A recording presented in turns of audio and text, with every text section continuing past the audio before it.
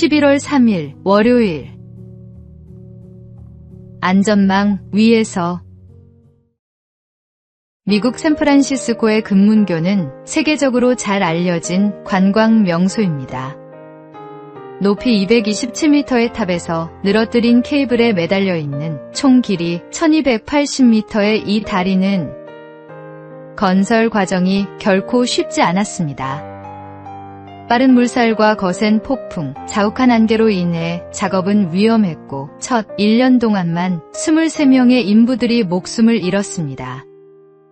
이에 건설 회사는 새로운 방법을 고안했습니다. 거대한 그물망을 다리 아래에 설치한 것입니다. 놀랍게도 그 후 공사는 약 20% 더 빨라졌고 더 이상 큰 사고도 발생하지 않았습니다. 안전망이 있다는 확신이 인부들의 마음을 든든하게 지켜주었기 때문입니다. 우리의 삶도 마찬가지입니다. 눈앞의 위험과 두려움은 언제든지 우리를 위축시키지만 안전하게 붙잡아주는 울타리가 있다면 마음은 훨씬 담대해집니다.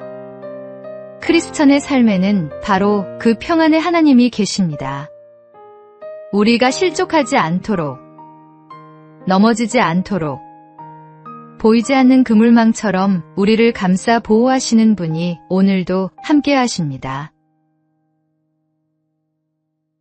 오늘의 말씀. 여호와께서 너를 지켜 모든 환난을 면하게 하시며 또 내 영혼을 지키시리로다. 여호와께서 너의 출입을 지금부터 영원까지 지키시리로다. 오늘의 만나. 두려움 속에서도 하나님의 보호하심을 신뢰할 때 우리는 담대함으로 나아갈 수 있습니다.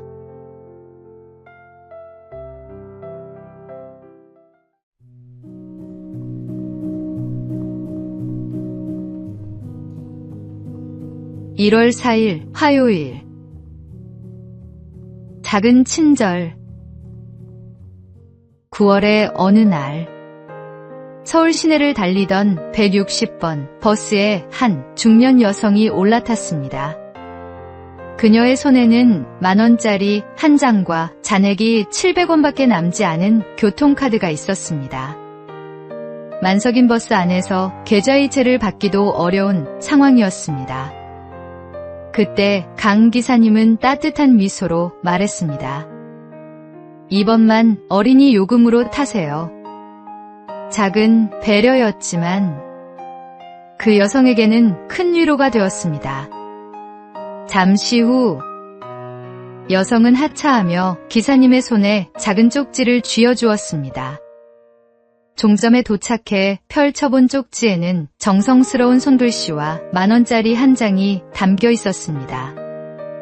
오늘 잃어버린 휴대전화를 찾았고 버스에서도 배려를 받았어요.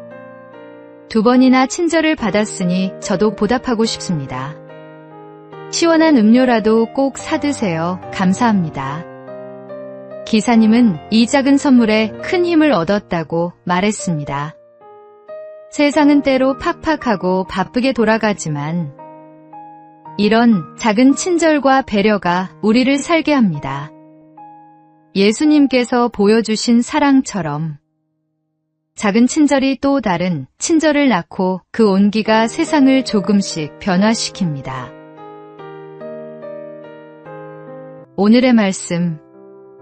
서로 친절하게 하며 불쌍히 여기며 서로 용서하기를 하나님이 그리스도 안에서 너희를 용서하심과 같이 하라. 오늘의 만나. 오늘 누군가에게 작은 친절을 베풀어 보십시오. 그 작은 손길이 누군가의 하루를 밝히고 세상을 따뜻하게 만들 것입니다.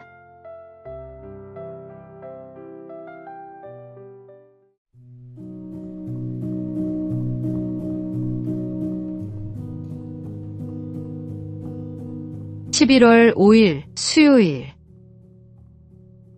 한 병의 포도주. 옛날 한 임금이 온 나라 백성을 불러 큰 잔치를 열었습니다. 왕은 풍성한 음식을 준비하고 백성들은 각자 포도주 한 병씩 가져오도록 했습니다. 그러나 잔칫날 큰 통에 담긴 것은 모두 맹물이었습니다. 사람마다 남들이 포도주를 가져올 테니 나는 물을 가져가도 괜찮다고 생각했기 때문입니다. 작은 이기심은 결국 모두의 기쁨을 빼앗아 버립니다. 반대로 나부터 좋은 포도주를 가져오자는 마음은 공동체를 살리고 잔치를 풍성하게 합니다. 교회와 사회, 가정도 마찬가지입니다. 누군가의 감사 어린 마음, 작은 섬김과 정직한 선택이 모여 더 큰 은혜를 만들어 갑니다. 감사는 단순히 고마움을 표현하는 말이 아니라 먼저 행동으로 드러나는 삶의 태도입니다. 내가 오늘 먼저 감사의 마음으로 드리는 작은 헌신 하나가 이웃을 살리고 공동체를 세우며 하나님께 영광을 돌립니다. 결국 참된 잔치는 내가 무엇을 받느냐가 아니라 내가 무엇을 내어놓느냐에서 시작됩니다. 오늘의 말씀, 그리스도의 평강이 너희 마음을 주장하게 하라. 너희는 평강을 위하여 한 몸으로 부르심을 받았나니 너희는 또한 감사하는 자가 되라. 오늘의 만나, 작은 헌신이라도 진심을 담아드릴 때 그것이 모여 큰 축복의 통로가 됩니다.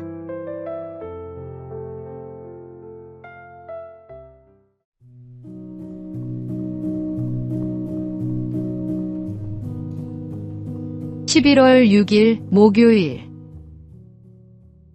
집과 무덤의 차이. 노야 벤사가 지은 빵장수 야곱에는 이런 이야기가 전해집니다. 어느 날 한 벽돌공이 야곱을 찾아와 좋은 집을 짓는 비결을 물었습니다. 야곱은 말했습니다. 집을 짓는다면 반드시 창과 문을 달아야 하지요. 벽돌공은 누구나 아는 평범한 대답이라며 실망했지만 야곱은 잠시 후 이렇게 덧붙였습니다.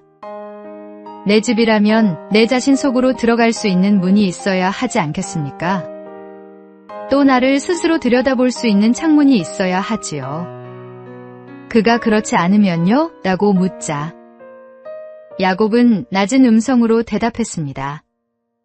집과 무덤의 차이는 바로 그 문과 창이 있느냐 없느냐의 차이일 뿐이랍니다. 우리의 마음도 같습니다.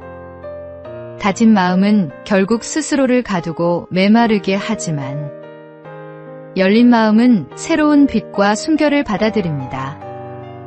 그 차이를 만드는 힘은 바로 감사입니다. 작은 일에도 감사할 때 마음의 문은 활짝 열리고 창은 투명해져 삶이 더욱 풍성해집니다. 결국 당신의 마음을 궁전으로 세울지 무덤으로 만들지는 감사가 있느냐 없느냐에 달려 있습니다.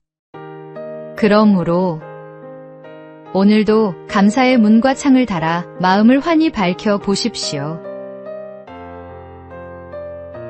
오늘의 말씀, 범사에 감사하라. 이것이 그리스도 예수 안에서 너희를 향하신 하나님의 뜻이니라. 오늘의 만나, 감사는 우리 마음의 문을 여는 열쇠입니다. 작은 것에도 감사를 발견해 보세요.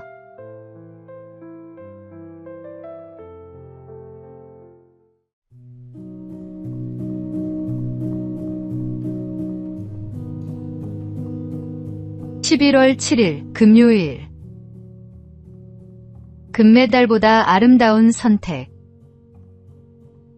2025 도쿄 세계육상선수권대회 남자 3000m 장애물 예선전에서 감동적인 장면이 펼쳐졌습니다. 벨기에의 팀 판데 벨데 선수는 경기 초반 선두권을 달리다가 세 번째 허들과 충돌해 무릉덩이에 넘어졌습니다. 그런데 그는 일어나 앞을 보았을 때 콜롬비아의 카를로스 산 마르틴 선수가 허들에 걸려 오른발을 다친 채 트랙에 쓰러져 있는 모습을 발견했습니다. 판데벨데 선수는 망설이지 않았습니다. 속도를 늦추고 뒤돌아가 그를 부축했습니다. 두 선수는 서로 어깨를 감싸 안은 채 나란히 결승선을 통과했고 관중들은 뜨거운 박수를 보냈습니다. 경기 후 그는 말했습니다. 우리 둘 다 운이 좋지 않았으니 이 불운을 함께 나누고 싶었습니다. 그는 지난해 로마 유럽 선수권에서 쇄골이 부러지는 부상을 당한 적이 있었기에 트랙에서 무력한 기분이 어떤 것인지 너무나 잘 알고 있었습니다. 두 선수는 10위와 11위로 결선 진출에는 실패했습니다. 하지만 그날 트랙 위에서 가장 빛났던 것은 기록이 아니라 함께 걸어간 그 발걸음이었습니다. 진정한 승리는 혼자 달려가는 것이 아니라 함께 일어서는 데 있습니다. 오늘의 말씀. 너희가 짐을 서로 지라. 그리하여 그리스도의 법을 성취하라. 오늘의 만나.